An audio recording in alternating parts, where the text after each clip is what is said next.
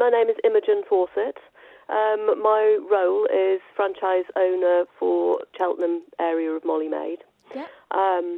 So in that role, I'm basically manager of staff, of course. Molly Maid we're an international franchise. So they started in Canada. We're still operating in Canada. Molly Maid UK are a totally separate entity, but we still work under the same outline procedures, same business model and guidelines. I'm based in Cheltenham, Okay. and so we cover up to Tewkesbury, across into some areas of the Cotswolds, although that does then border onto the Oxford franchise as well. Well, the major significant change, of course, was that we had to shut down. In fact, we could have still operated under the government guidelines, but what we found was at the very beginning of this pandemic, a lot of customers were cancelling because they weren't feeling comfortable. A lot of the staff were feeling very uncomfortable, and so Molly Maid as a whole took the view that we should close business on the 23rd of March. As the government guidelines changed and as we moved forwards, we realised that actually then we could reopen, and we reopened on the 18th of May. So the biggest challenge to start with was actually shutting that business down and getting my head around the fact that the business I'd built up over all those years may never get off the ground again.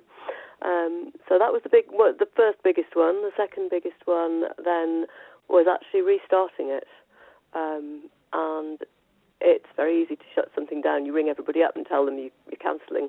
But to start it all up again was quite a big task.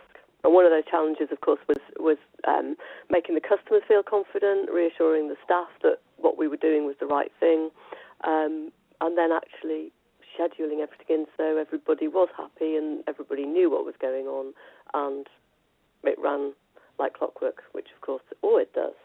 I often said during this pandemic that they should run for government because they were far clearer about guidelines than the government ever were.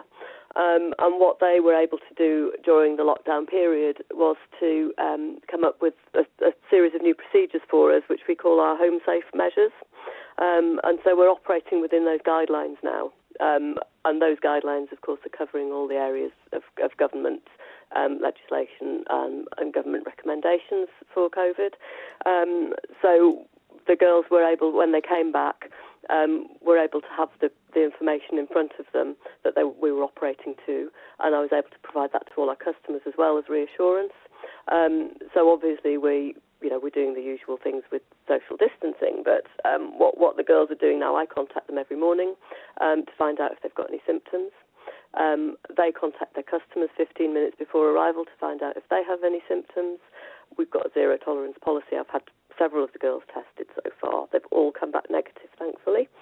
They will arrive at the customer's property, knock on the door, stand back 2 metres, walk into the property once the customer has decided which room they're going to be in. We're asking customers not to be in the same room as the girls when they're cleaning, and if that's not possible, then they stay 2 metres apart.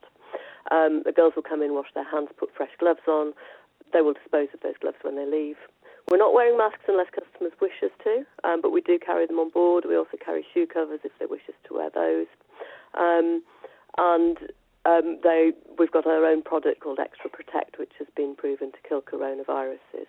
So the girls are spraying all frequently touched surfaces with that, and as they leave, they're spraying doors, door handles, light switches, etc. When they're travelling in cars, of course, they can't socially distance, so they're wearing masks. One sits in the front, one sits in the back, as far away as possible. So, we've managed, or Molly Maid have managed to come up with some really very clear guidelines, and it has certainly reassured the customers and reassured the staff as well.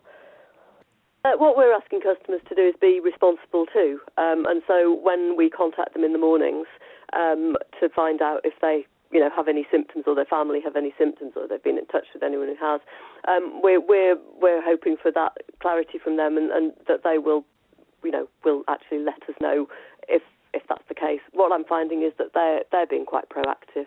They are contacting me immediately. Someone's got the sniffles, or a child's off sick, or whatever, because they're taking it seriously, and they obviously don't want our girls to be at any risk. So the main thing for us is that the customers take responsibility too, and they contact us if they have any issues, but we are contacting them as well. Luckily enough for me, or for all my staff, I employ all my staff. So at the time that we shut down, I employed 11 staff.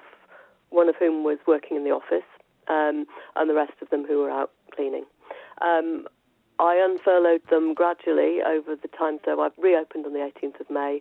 I've now got all of them back. All of the girls that were cleaning are now out full-time again. So we've reached a point now where the demand is such that we may well be looking to get another team on the road, which is great. The demand has been such that we are now back. We were quite quickly back to 80% capacity.